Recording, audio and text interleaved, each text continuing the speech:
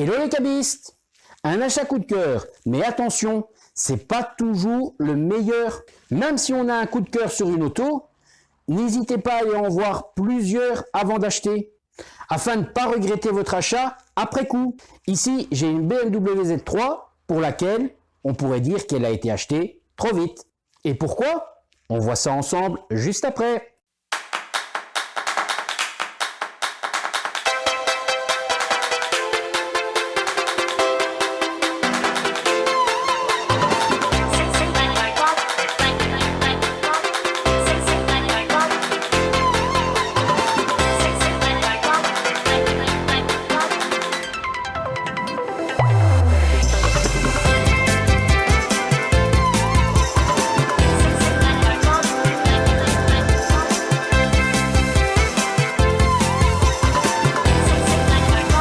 Bonjour à toutes et à tous et bienvenue chez l'expert du cabriolet. Acheter un cabriolet sur un coup de cœur, c'est pas toujours la meilleure chose à faire. 2 fois sur 3, hélas, on regrette son achat parce qu'on se rend compte qu'on a été un peu trop vite, qu'on a peut-être craqué sur un coloris de carrosserie, un coloris de capote, un ensemble esthétique. Parfois, les mots du vendeur nous font craquer et en fait, l'auto n'est pas du tout ce que le vendeur nous dit. Enfin, plein de petites raisons qui font que parfois, on est happé par une voiture et on ne prend pas la peine d'aller en voir d'autres. On se dit, ok, celle-là, c'est la bonne, je la veux, paf, on la prend tout de suite. Et c'est seulement quelques jours après, quand on l'a à la maison et qu'on est en train de la regarder, qu'on se dit, aïe, aïe, aïe, je crois que j'ai peut-être été un peu vite pour acheter mon auto. Parce que du coup, on en voit d'autres, on regarde un petit peu ce que les autres ont autour de nous et on voit que, tiens, lui, c'est pas comme chez moi, on dirait que c'est mieux. Ah, tiens, chez moi, ça s'est cassé, chez lui, pas. Et ceci, et cela, et puis ce petit point-là, et ce petit point-ci. Et au final, tous ces petits détails mis bout à bout font qu'en fait, il y a beaucoup de choses qui ne vont pas. Et quand on y regarde vraiment de près, toutes ces petites choses mises bout à bout font qu'en réalité, on a masqué un mauvais travail, voire il y a tout simplement du mauvais travail. Alors, parfois, il est possible de solutionner en faisant une multitude de petites réparations, mais dans certains cas, ça n'est même pas possible et la seule et unique vraie solution est donc de tout remplacer, entre autres la capote, c'est généralement un des cas les plus fréquents. Ici par exemple, la Z3 que j'ai là, dans son ensemble, l'auto de loin, elle est très belle, mais de loin. Dès qu'on s'approche, c'est déjà nettement moins bien. Et un des problèmes majeurs, c'est que cette voiture a été vendue avec, soi-disant, une capote neuve.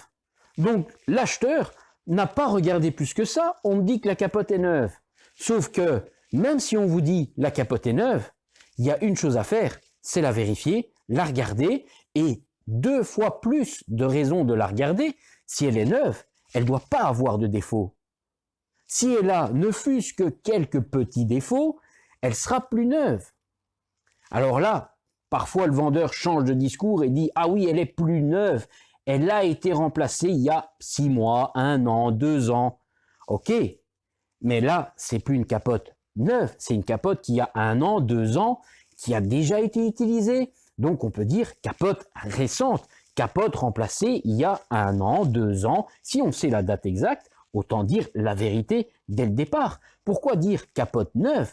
Capote neuve, ça signifie qu'on vient de la remplacer, qu'elle n'a pas déjà 1 ou 2 ans dans la vue. Après, double chose à regarder. Si on a une capote récente, 1 an, 2 ans, théoriquement, elle doit encore être plutôt en très bon état, voire en excellent état. Si on a déjà des marques d'usure avancées, des gros problèmes visuels, là on peut se dire soit capote de mauvaise qualité, ce qui est hélas souvent le cas, parfois mauvais montage, travail fait soit par un bricoleur, un amateur, mais pas par un professionnel, parce que si c'est un professionnel, c'est malheureusement pas bien du tout. Donc tout ça sont des petits détails qui en somme ne sont pas des petits détails, sont réellement des problèmes à venir, voire déjà présents. Bon, je ne vais pas m'éterniser 107 ans, il y a déjà beaucoup de vidéos sur lesquelles je parle de la Z3, parce qu'effectivement la Z3, c'est pas une inconnue pour moi. c'est un des modèles que je fais très régulièrement à l'atelier. C'est un des modèles que j'aime beaucoup également. C'est une voiture en somme que je connais plutôt bien, surtout au niveau de la capote. Alors pour ceux qui possèdent déjà une BMW Z3 ou qui voudraient en acheter une, n'hésitez pas à aller voir la playlist spécialement faite pour toutes les infos en long, en large, en diagonale concernant les BMW Z3, parce qu'il y a déjà pas mal d'exemples, toutes des situations réelles qui sont passées à l'atelier et dans la grande majorité des cas, des achats récents pour lesquels les gens n'ont malheureusement pas été suffisamment attentifs, soit ont succombé à un coup de cœur, soit ont acheté beaucoup trop vite sans avoir été regardé beaucoup plus loin que celle-là. Et malheureusement, la BMW Z3, c'est pas une auto si rare que ça. Donc, on a un embarras du choix. On peut aller en voir 2, 5, 10 avant de se décider. Faut pas forcément acheter la première que vous voyez. En voyant plusieurs, vous pouvez comparer les états de l'une à l'autre et prendre celle qui, au final, est peut-être le mieux dans son ensemble global et pas prendre juste la rouge, la grise ou la noire parce que c'est cette couleur-là que vous vouliez. Si on fait ça, après, il faut peut-être remettre la main à la poche pour remplacer une capote, refaire des griffes, changer un pare-choc, mettre un phare, faire ceci, faire cela, et c'est encore des frais et des frais et des frais. Alors oui, vous me direz, si on l'achète super bas, ok, mais une Z3, elles sont rarement vendues super bas. Bien souvent, elles sont vendues au prix, voire au-dessus du prix quand elles sont un peu plus que correctes. Mais si elles sont potables, passables, elles sont vendues au prix. Et il faut vous battre derrière pour essayer de gratter un petit peu et faire baisser le prix. Parce que bien souvent, les gens, ils pensent qu'ils ont de l'or et ils vont vendre ça hyper cher. Alors si vous, derrière, vous n'êtes pas en mesure de vous dire « Oula, là, il y a un petit billet, là, il y a un petit billet, là, il y a encore un petit billet. » Il faut baisser au moins de 3 petits billets parce que sinon, je suis perdant. Ça, hélas, c'est souvent des situations sur lesquelles les clients se retrouvent confrontés à ces problèmes-là. Et hélas, il n'y a pas d'autre solution que de remettre la main à la poche. Les pièces, elles sont pas gratuites. La main d'œuvre, il faut aussi la payer. Et au final, l'auto, on la paye plus cher que son coût réel. Allez, on va voir ça ensemble. Voilà donc ici notre BMW Z3. Alors on peut voir, à une paire de mètres, la carrosserie est belle, la carrosserie est propre, elle n'est pas poquée, elle n'est pas griffée. On a une capote qui semble bien, comme ça, au premier coup d'œil. Elle n'est pas déchirée, on n'a pas de marque trop visible au niveau des gars, mais on a un petit signe, décoloration importante au niveau des coutures. Alors ça, par exemple, le client, il me dit « Ah, je pensais que c'était du style, c'était fait exprès parce que la voiture était grise, on avait mis des coutures de fil gris-blanc, comme ça, je pensais que c'était normal. » Alors on peut voir qu'ici, on a une trace d'usure, un frottement, déjà important quand même. Alors c'est vrai que sur les côtés, on n'a pas de marque très très forte. Si on regarde les coutures, on peut constater qu'on a une double couture. Donc effectivement, on est bien sur une capote qui a été remplacée. Alors dire neuve, je dirais peut-être pas, mais récemment, peut-être 1 an, peut-être 2 ans, ça j'ai aucune idée, le client non plus. Ça a été remplacé il y a un moment, mais on va voir d'autres problèmes qui montrent que là, on n'est pas du tout sur une capote de grande qualité. Bon, on n'est plus sur la montre d'origine, mais ça, c'est pas forcément un problème, parce que moi aussi, j'ai un fournisseur qui me propose des capotes sans le fameux zip, sans la fameuse fermeture éclair, et donc on se retrouve bien avec cette double couture. Mais après, il faut qu'on ait une conception de capote, un assemblage de capote de qualité. Alors, on peut voir, même chose, on a la même trace d'usure, c'est symétrique par rapport à en face. Donc ça montre ou que la capote a été bien manipulée déjà, ou qu'il y a un frottement peut-être anormal quelque part. Donc, mis à part le coloris des coutures, on a, si on se met un peu de côté, un vrai gros problème. Et c'est ça qui, pour le client, est devenu rédhibitoire quelques semaines après l'achat de sa voiture. Il n'en pouvait plus de voir ça sur la sienne, et un camarade qui avait acheté la même et qui, lui, n'avait pas du tout ça. La sienne avait une capote qui était bien droite, qui suivait bien la vitre, et comme il est plutôt maniaque, voir ça sur la sienne, ça l'énervait énormément. En faisant quelques petites recherches sur Internet, il s'est rendu compte qu'effectivement, c'était pas normal. Il a donc pris contact avec moi et là, je lui ai fait l'explication, comme je dis dans beaucoup de mes vidéos, ça, c'est un rétrécissement de la capote et c'est irréversible. On ne peut plus rien faire, on ne peut pas rallonger la toile. Ça va pas être possible. La seule chose pour faire disparaître ce problème, qui est quand même déjà majeur, parce que si on regarde, on voit vraiment le joint, c'est la largeur d'un doigt, donc on a 1,5 cm de rétrécissement. On voit bel et bien la courbe, elle est importante. On a vraiment un fameux arc de cercle sur plus de 30 cm. Hein. C'est plus grand que ma main. Ma main fait 21 cm. On a encore facilement 10 cm. On a plus de 30 cm de portée. Quasiment la totalité du haut de la vitre. C'est vraiment à partir du virage où là ça reprend. Et c'est la même chose de chaque côté. Hein. Si on regarde de l'autre côté, on va avoir exactement le même problème. On peut s'approcher, on voit bien que ça démarre du point fixe, ça part, hop là, on monte au 7e ciel et on revient ici et on est même un peu biqué déjà vers le haut. On n'a pas la capote qui penche vers le bas mais qui bique déjà un petit peu sur les parties hautes. Mais tout ce qu'on peut voir maintenant, c'est les constatations que la capote est déjà extrêmement rétrécie au niveau des côtés principalement. Bon, la décoloration, ça c'est pas très grave. S'il y avait que ça, soit le client, il aime, il garde comme ça, soit on fait une coloration de la capote et on reteinte à ce moment-là les coutures qui se sont éclaircies. C'est pas ça majeur, mais voilà, c'est les marques d'usure déjà ici, on en a sur les côtés, on en a encore une ici, on a déjà également sur l'avant des marques d'usure. Donc si cette capote est vraiment très récente comme le vendeur lui a fait croire, c'est plutôt inquiétant parce que ça veut dire qu'on est sur une capote qui n'est pas qualitatif du tout. On est vraiment sur quelque chose qui était soit du bas de gamme, soit vraiment une qualité très très basse. Si maintenant cette capote aurait 10 ans, 15 ans et qu'on ait ces phénomènes-là, ok, pas d'entretien, autant d'années, rétrécissement, ça peut être possible. Mais quand on voit l'état de la lunette, il ne dit pas que c'est une lunette qui a 10 ou 15 ans. C'est effectivement une capote qui doit avoir, à mon avis, je dirais 1, 2 ans, pas beaucoup plus. Donc ça veut dire qu'on est vraiment sur quelque chose qui doit être pas qualitatif du tout. Alors un autre petit détail, si on descend à l'intersection entre la carrosserie, le joint de bord, la capote et le joint périmétrique, ici, il doit normalement y avoir une pièce de jonction, une pièce de finition qui permet justement, parce que là, si on regarde, en fait, il y a un trou. Je vais mettre un peu de lumière.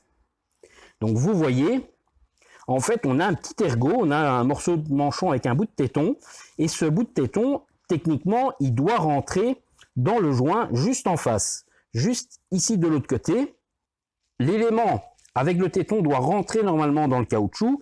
Alors ce qui arrive, c'est que les autos, elles ont un certain âge. En moyenne, une vingtaine d'années, le joint peut avoir un petit peu rétréci et on peut avoir un écart. Bon là, l'écart, il est plutôt assez grand. Hein. C'est la largeur de mon doigt, donc encore une fois, 1,5 cm. Mais dans tous les cas, pour qu'il n'y ait pas cette partie-là visible et qu'on voit l'assemblage, voir le petit écart, il y a normalement une pièce de finition qui permet justement d'habiller et de finir ça pour que ce soit joli esthétiquement. Et ici, on peut voir qu'il n'y en a pas de pièce. Elle est tout simplement manquante. Donc ça veut dire que lorsqu'on a remplacé la capote, très certainement, ça a été cassé et on l'a enlevé. Voire, ils se sont même pas rendus compte et que je vais retrouver des morceaux cassés dans le fond et qu'on n'aura pas pris la peine de remettre ces nouvelles pièces. Alors, effectivement, ces petites pièces, on va dire, qui n'ont pas l'air de grand-chose, c'est des tout petits morceaux de plastique qui font 2-3 cm de largeur, mais ça coûte quand même un petit peu d'argent. Je pense qu'on est à 30 ou 40 euros pour ces deux petits caches en plastique. Alors oui, c'est pas donné, c'est presque 50 balles. Hein. Donc, si on les casse et qu'on doit les payer de sa poche, malheureusement, il fallait être attentif et on ne casse pas des éléments. Alors évidemment, si c'est le garage qui a fait la pose ou du personnel lui-même de ce garage qui a fait le montage et qui n'a pas voulu dire au patron qu'ils ont cassé l'élément, ils ont tout simplement viré les pièces, on n'a rien dit, on la met à vendre telle quelle. Je suis pas certain non plus, parce que ça, à mon avis, ça date plus de quelques semaines. Ça date d'un certain temps. C'est très certainement quand on a monté la capote, qu'on a cassé l'élément. Ça arrive, et bien souvent, les gens ne prennent pas la peine de remettre ces pièces. Elles sont petites, elles sont fragiles. Si elles sont d'origine, elles sont vieilles, et le plastique peut être cassant. Donc deux solutions, on l'enlève pendant qu'on travaille pour éviter de les casser, ou on est hyper attentif, hyper soigneux pour justement ne pas les casser. Bon, et bien voilà, on peut voir qu'en fait, cette auto, au premier coup d'œil, si on n'est pas très regardant, oui, la capote est d'une pièce, la lunette n'est pas cassée, la lunette n'est pas jaunie, n'est pas blanchâtre, n'est pas fendue ou micro-fendue, on n'a pas la fameuse ligne blanche sur l'horizontale, on a quelque chose qui semble bien quand on regarde. Après, certes, on a les coutures qui sont un peu décolorées, mais la première chose qui doit sauter aux yeux, c'est ce rétrécissement latéral au niveau du haut des vitres droite et gauche, où on a vraiment déjà un très gros retrait. Plus d'1,5 centimètre, c'est énorme. C'est vraiment énorme. Autre détail qui me fait également penser qu'on est sur une capote pas qualitative du tout, c'est la couture du rebord de finition. Là, techniquement, on doit avoir le même pas. Le pas, en fait, c'est la largeur des points de couture et ça doit être régulier, aussi bien sur les bords que sur les autres éléments d'assemblage. Et ils ne sont pas réguliers. Par endroits, on a des petits, par endroits, on a des très grands. Quand on a des pas comme ça qui changent, des points de couture qui sont plus grands, plus petits, qui sont différents, quelque part, ça montre que c'est quelque chose qui ne doit pas être d'une grande qualité, parce que si on essaye de faire des économies sur le fil qu'on utilise, ça veut dire qu'on cherche vraiment à faire du pas cher. Si on cherche vraiment à faire des économies déjà sur la longueur de fil utilisée, c'est pas de bon augure. Travailler avec une qualité moins chère, faire ceci, tout ça, ça montre vraiment qu'on essaye de tirer le prix vers le bas sans garder la qualité, sans travailler à l'identique qu'à l'origine. Tout ça pour gagner des micro-centimes, ça cumulé à la quantité de capote pas chère, on tire un prix vers le bas, mais on n'a pas un produit qualitatif à la fin. Moi, quand je fais une capote, que je crée une capote sur une Z3, je ne le fais pas parce que j'ai des fournisseurs qui proposent des produits de qualité à des prix très corrects. Rapport qualité-prix, on est très bon. On peut avoir une qualité origine avec le zip à un prix abordable. Vouloir faire absolument du sur-mesure et tout faire à la main, c'est énormément de travail. Et forcément, le taux horaire, il est à répercuter sur ces heures de travail passées à la fabrication d'un produit qu'on peut trouver dans le commerce, fait à grande échelle, où on bénéficie justement de ces prix faits par des spécialistes qui ont les machines d'usine. Alors même si moi, j'ai des machines industrielles, je ne vais pas m'amuser à faire 50 capotes de Z3 à l'avance, parce que les gens vont peut-être en vouloir une bleue, une noire, une beige, avec le zip, sans le zip. Je ne peux pas surstocker tous ces produits-là, j'ai pas que ça à faire, je ne fais pas que la Z3. Si je faisais que ce modèle, oui, peut-être éventuellement, mais je ne fais pas que celle-là, je fais toute marque, tout modèle, toute année.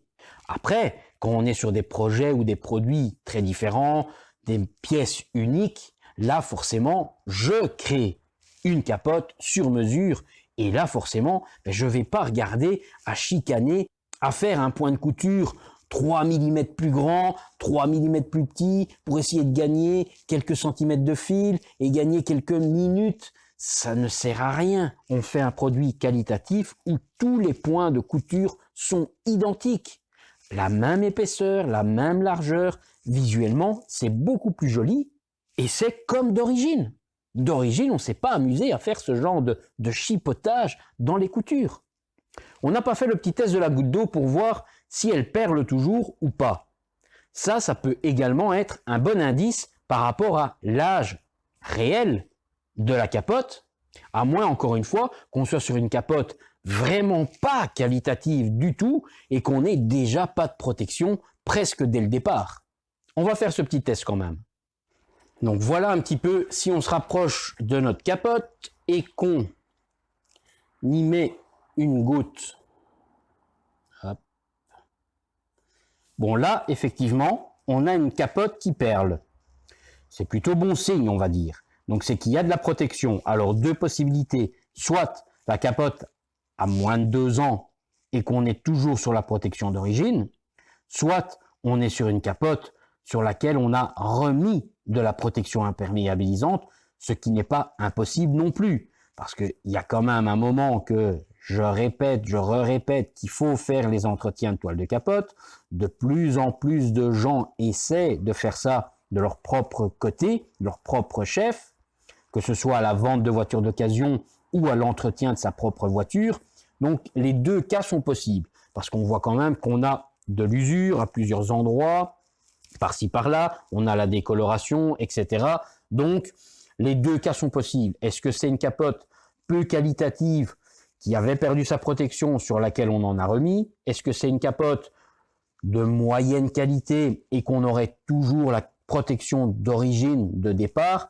Là, je doute quand même parce qu'on a vraiment une goutte qui perle très fort, très bien. J'ai un petit doute. Donc moi, je pense qu'on est plutôt sur la solution où on était sur une capote qui avait plus de protection au moment de la vente et le vendeur a tout simplement refait un entretien ou a remis éventuellement un peu de protection puisque l'auto vient à peine d'être achetée il y a très peu de temps. Alors ce que je disais, une paire de minutes au niveau des coutures, c'est si on regarde ici, on peut voir qu'on a un point de couture de dimension normale, c'est à peu près cette taille-là qu'on doit avoir. Et si on regarde un poil plus bas, c'est pas vraiment simple, mais on voit que ceux-ci, en fait, comparé à ceux-là, je vais essayer de les mettre tous les deux dans la même image. Déjà, ils sont pas réguliers, mais surtout, ils sont beaucoup plus grands que les autres. Quand je dis beaucoup plus grands, il suffit qu'ils aient 1 mm, voire 1,5 mm de plus, ça paraît tout de suite beaucoup plus grand. Parce que, vu qu'ils sont tous côte à côte, ben, on peut déjà constater sur la même image, c'est celui-là, celui-là, celui-là et celui-là, les 4 là n'ont pas la même taille. Et ben voilà, tous ces points mis bout à bout font qu'en fait, on n'est pas vraiment sur une capote de grande qualité. Ça, c'est sûr à 100%. Alors, est-ce qu'elle a 6 mois, 1 an, 2 ans? Ça, je peux pas dire. Le seul qui sait, c'est soit le vendeur, soit celui qui a fait monter la capote. Mais en tout cas, on est face à une multitude de choses qui montrent vraiment qu'on n'est pas sur quelque chose de top. On est sur très certainement un produit d'appel, un produit d'entrée de gamme, un produit bas de gamme peut-être. Il ne faut pas faire l'amalgame entre des capotes modifiées, améliorées ou simplifiées en restant sur des produits qualitatifs. Moi, par exemple, je propose la capote 100% d'origine avec le logo BM, tout identique à celle de la chaîne de montage. Puis, on a une version identique à l'original, sauf qu'il n'y a pas le petit logo BMW. Et puis, il y a une version simplifiée, celle que je vais remettre sur l'auto. C'est la version sans le zip et sans le logo BMW. Donc, en fait, visuellement, ça va être ça, en mieux, plutôt avec la qualité d'origine. On aura notre double couture au niveau du périmètre de la vitre, toujours notre beau petit joint noir de finition comme d'origine, mais toutes nos coutures, toutes les coutures, je dis bien, ont la même taille, ont les mêmes morceaux de points, on n'a pas des grands, des petits, des différences dans ces niveaux-là. On aura une capote qui, une fois positionnée, sera bien droite, bien nette, on n'aura pas de déformation, on aura une belle tension d'ensemble, en fait, comme sur toutes les Z3 que je montre à la fin de chaque vidéo. Et bien ici, au final, c'est une capote à remplacer. Donc je connais la musique, je vais commencer ce travail, et à tout de suite pour voir une fois ça terminé. Alors j'allais commencer justement le démontage de cette Z3, et je m'approche et je vois qu'en fait ici, j'ai un problème, enfin un problème, un de plus vous me direz. Si on regarde bien de près, on voit qu'il y a une brûlure, tout simplement. Donc côté joint noir, on a le plastique qui a commencé à fondre, et côté PVC transparent, c'est bien marqué, c'est une brûlure. Donc ça, c'est une cigarette, hein. À moins que quelqu'un se soit amusé avec un briquet, mais ça c'est un mégot de cigarette qui est tombé, soit de quelqu'un qui a acheté ça par la fenêtre de sa voiture ou d'un appartement en hauteur, qui est tombé, qui s'est coincé juste là dans le petit rebord. et qui a pu tranquillement finir de s'éteindre, mais en brûlant et en faisant commencer à fondre la capote, enfin la vitre PVC et le joint. Alors ça, c'est le genre de phénomène qui endommage votre capote de manière irréversible. J'ai déjà eu le cas avec des cabrios où la cigarette tombe sur la capote et commence à brûler. Alors évidemment, c'est des toiles qui sont inifugées, donc elles vont pas s'enflammer et prendre feu comme une feuille de papier, mais vous faites des dégâts sur votre toile de manière irréversible. Si maintenant cette cigarette a le temps de brûler suffisamment longtemps, elle peut faire réellement un trou, une brûlure qui fait un trou dans la toile de capote. Je l'ai déjà vu, j'ai déjà eu des cas sur des toiles et même sur des lunettes. Donc je continue mon démontage et je vois déjà une deuxième anomalie. Si on regarde, donc là en fait on est sur le montant qui est à l'arrière, donc quand on a notre capote posée, ce qu'on appelle le montant B, le pied de ce montant se retrouve ici. Et si on regarde, donc si cette capote est déjà récente, le pied est en train de craquer. Donc le raidisseur, donc les fameux carters en plastique que je signale toujours de regarder au niveau avant et au niveau côté. Ici, on est techniquement sur une capote récente, je ne vais pas dire neuve. Et bien le bas est en train de casser. Je ne sais pas si vous voyez bien, mais en fait, le blanc qu'on voit là, c'est le carter qui est déjà craqué, il est déjà cassé. Donc soit la capote a été mal positionnée et le carter a cassé, soit la capote est déjà en train de forcer et ça a fini par casser le plastique. Donc si ça a cassé et que c'est très récent, ben, c'est pas bon signe du tout pour la durée de vie de cette capote. Bon, le problème va être réglé puisqu'on va mettre une neuve. Mais voilà, encore c'est des détails. Je vais regarder si on l'aurait bien vu également capote fermée. Eh bien oui, hein, regardez-moi ça. Vous voyez? En fait, ici, on le voit bien.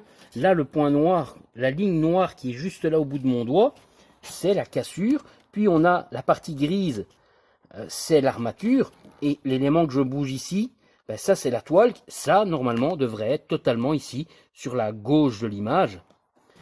Mais le petit bout là qu'on voit, le petit bout un peu blanc, normalement devrait être ici. Là, juste devant mon ongle. Et il est sur le côté parce que c'est cassé. Et si on regarde ici plus haut, ben le blanc c'est le plastique qui est complètement déformé. Ça en fait, ça aurait dû être beaucoup plus en avant pour être bien dans l'alignement et être ici. Et c'est complètement en vrille, complètement sur le côté.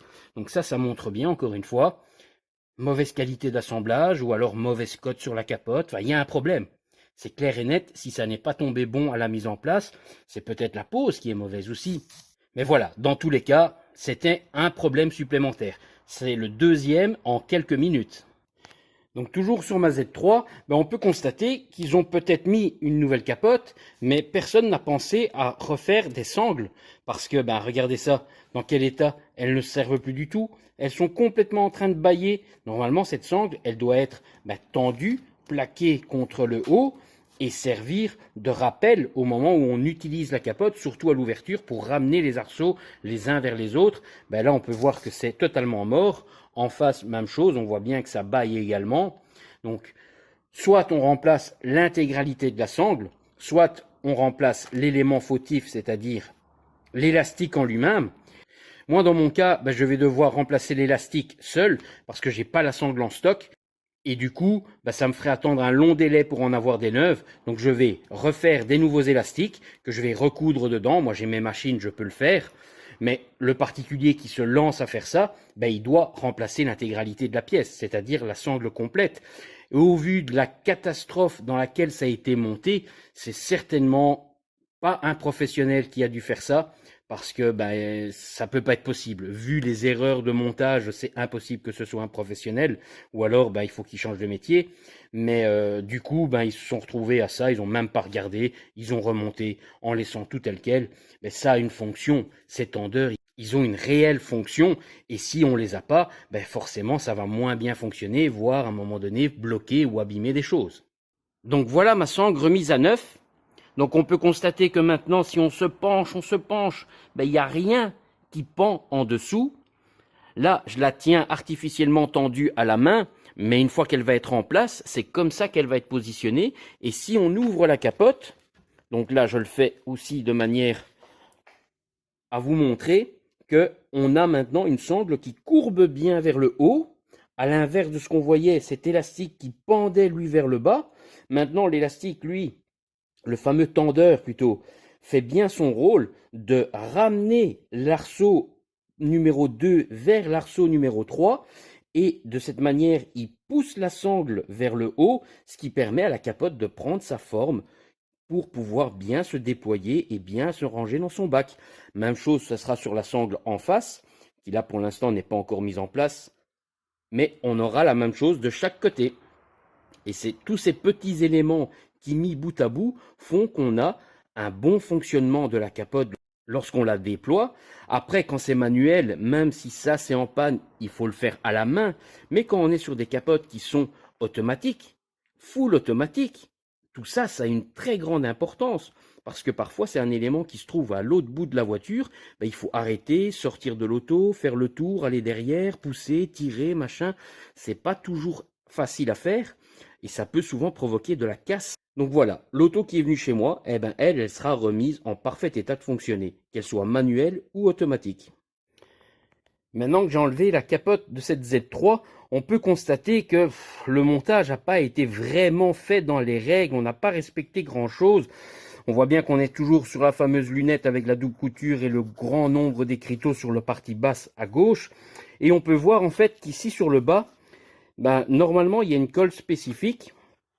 Et ici, ben, les gens n'ont pas trouvé mieux que de mettre, encore une fois, de la colle pare-brise. Ça n'a rien à faire là, mais on en a mis tout plein. Résultat, on voit, ça a débordé dans tous les sens. Heureusement que la carrosserie montait jusqu'à la ligne ici, mais tout a débordé. Normalement, on a une partie basse sur laquelle on vient mettre un fin cordon de colle. Ben, c'est ici, à cette hauteur-ci, ça a été mis beaucoup trop haut déjà. Et alors on constate que ben, ça ne tient pas. Si, voilà, vous entendez, vous voyez, je tire dessus, ben, ça s'arrache tout simplement. Ça ne tient pas du tout. C'est pas fait pour aller sur de la toile. De la colle pare-brise, c'est pour un pare-brise. Et pas pour mettre sur du tissu. Faut arrêter de penser que la colle pare-brise sert à tout. C'est pas la colle de MacGyver. Alors on peut aussi constater qu'on a mis des boudins de mousse, ici par endroits. Sur les côtés, on le voit un petit peu mieux. On a mis aussi de la mousse blanchâtre, ici dans le bas, de la mousse d'isolation de châssis.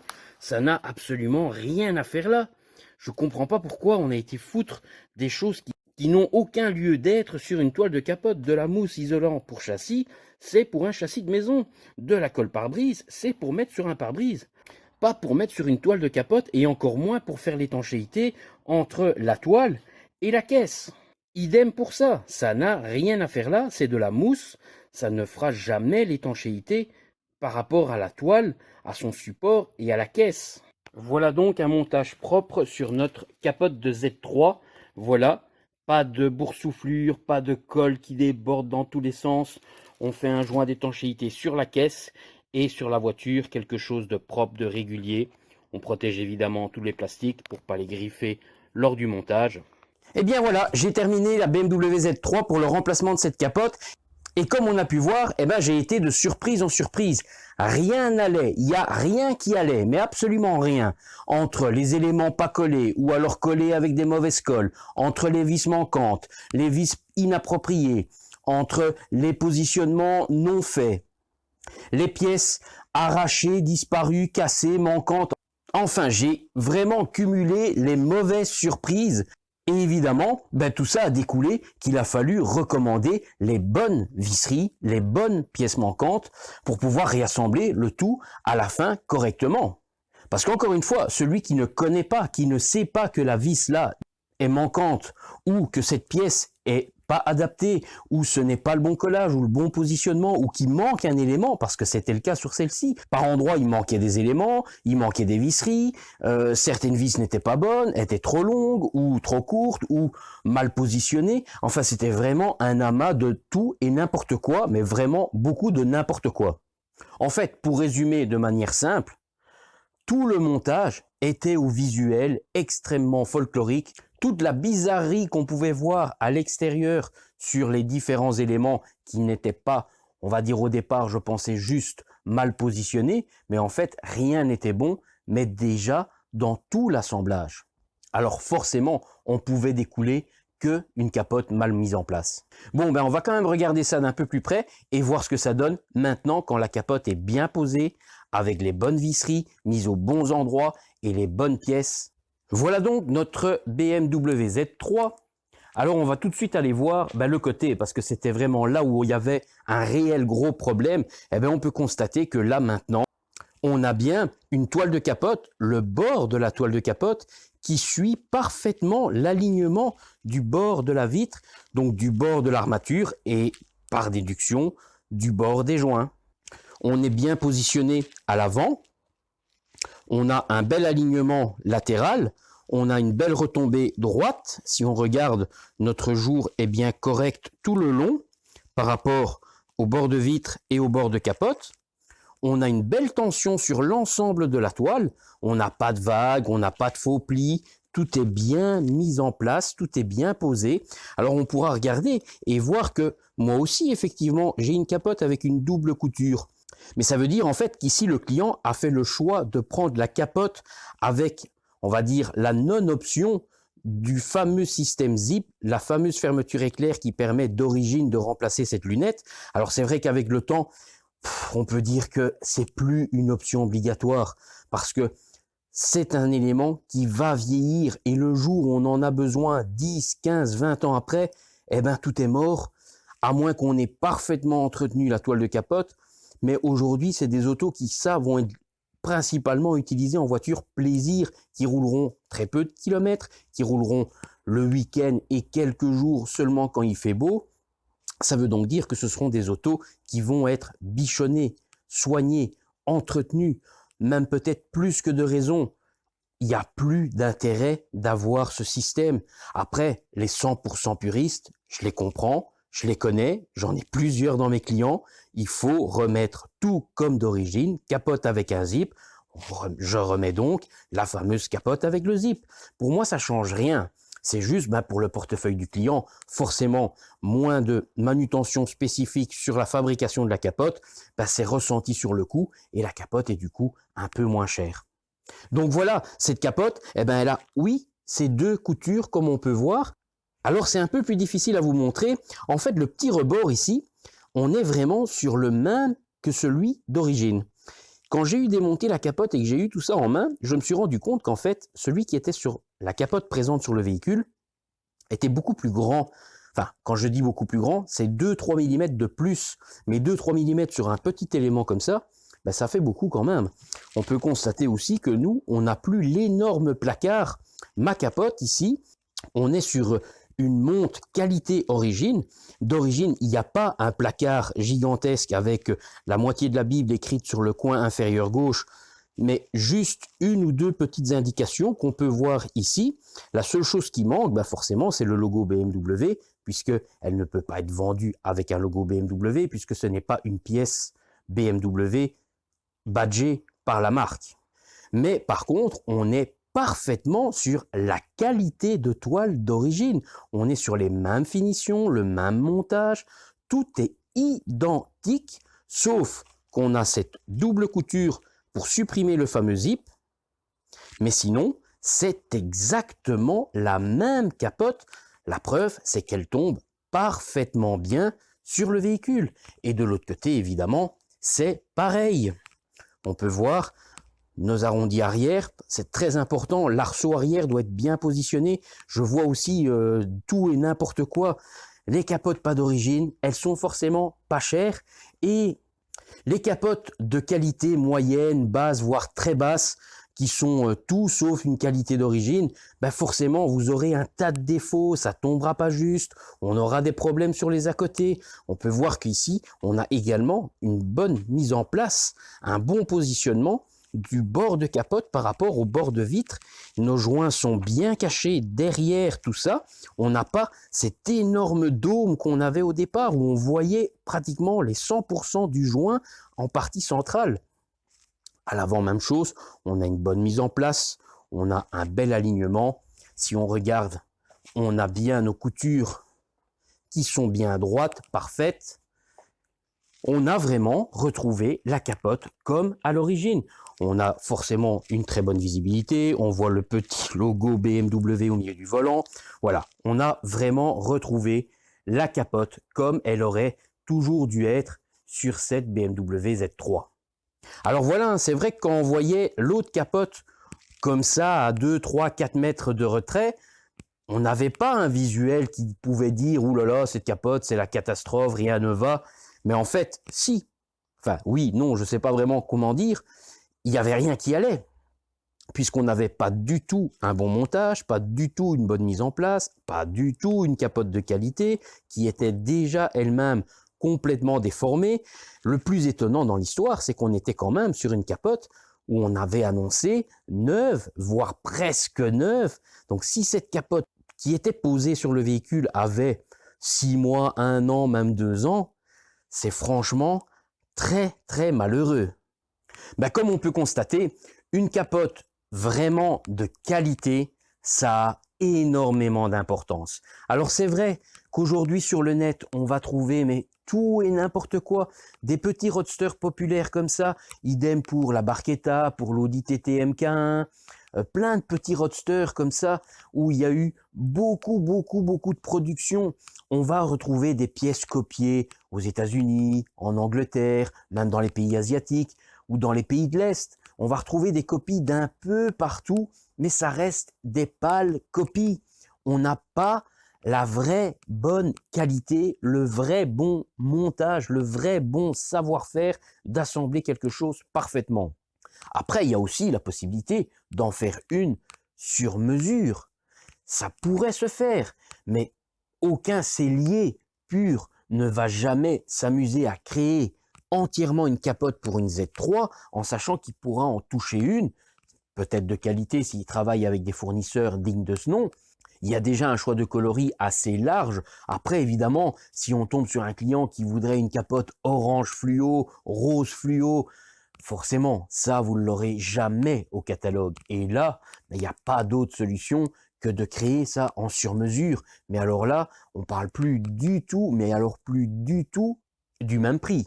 Parce que ça va être pas mal d'heures. Il faut certainement créer un gabarit, à moins que ce sellier ait déjà créé une multitude de capotes de Z3 en personnalisant. Mais voilà, ça c'est la petite parenthèse, la petite anecdote. C'est plutôt très rare, hein, franchement, sur ces autos-là. Les capotes que je place le plus fréquemment, c'est le noir, c'est le beige, c'est le bordeaux. De temps en temps, il peut avoir une bleue ou un autre coloris.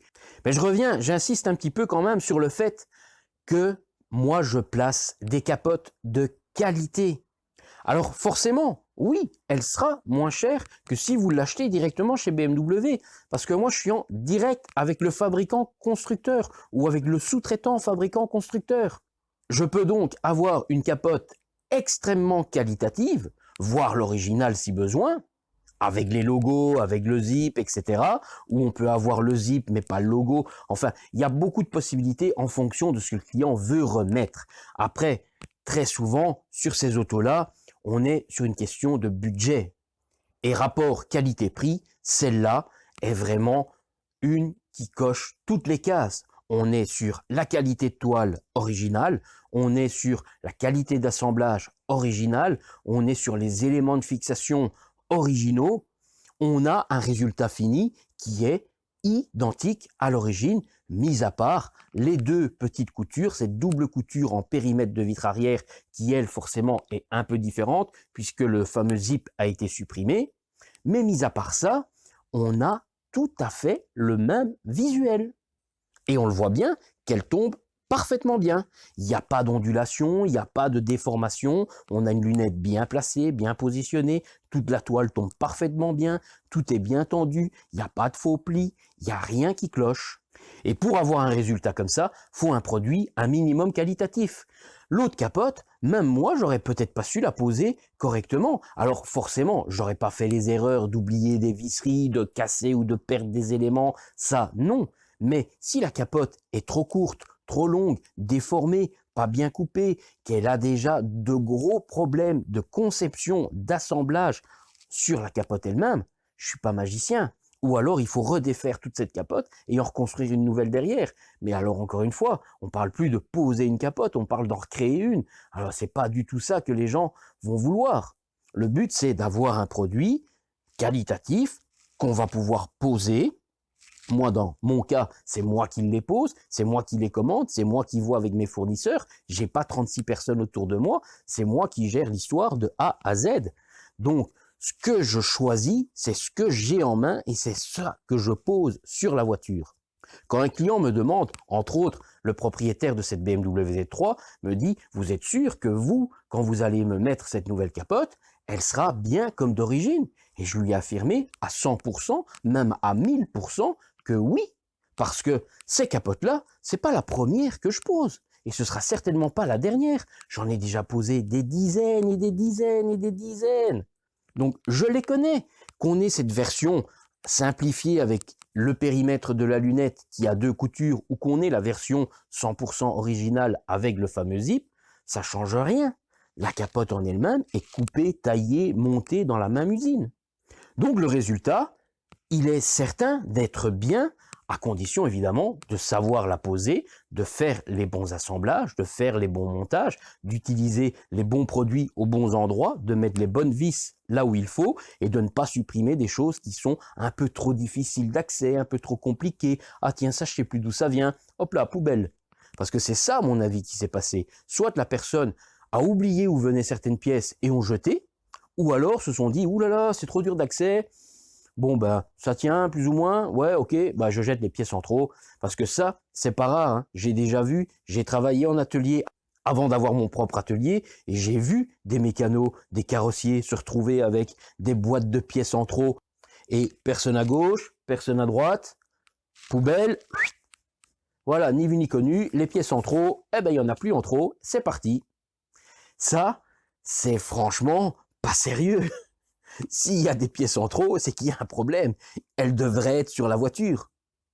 Si on les a mis à l'origine, c'est qu'il y avait une raison. Alors oui, évidemment, il y a parfois des vis difficiles d'accès, où il faut un peu réfléchir, où on doit un peu avoir des difficultés.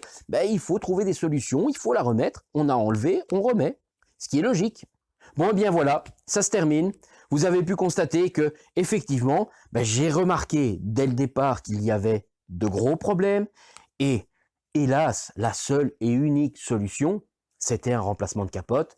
Maintenant, tout ça est rentré dans l'ordre. On a pu voir que cette capote est bien mise en place et le client est reparti pour de belles et longues années. Si vous êtes justement à l'achat d'un cabriolet BMW Z3, n'hésitez pas d'aller voir déjà les nombreuses autres vidéos. Il y a une playlist avec toutes les vidéos que j'ai déjà faites pour la BMW Z3, il y a plein de petits détails. Ici, je ne parle pas de tout, mais je parle de la lunette, je parle des petites blagues qu'on peut découvrir au niveau des toiles, au niveau de ceci ou de cela. Il y a déjà pas mal de petites choses bien particulières à la Z3 que je montre dans différentes vidéos. N'hésitez pas à aller les voir. N'hésitez pas à liker la vidéo ici si elle vous a plu. Un petit pouce levé, ça fait toujours plaisir. N'hésitez pas à vous abonner si ce n'est pas déjà fait. Et à bientôt pour une prochaine. Ciao, ciao. Alors sur notre Z3, on pouvait se rappeler qu'il manquait un morceau de pièce. On avait un trou à ce niveau-ci.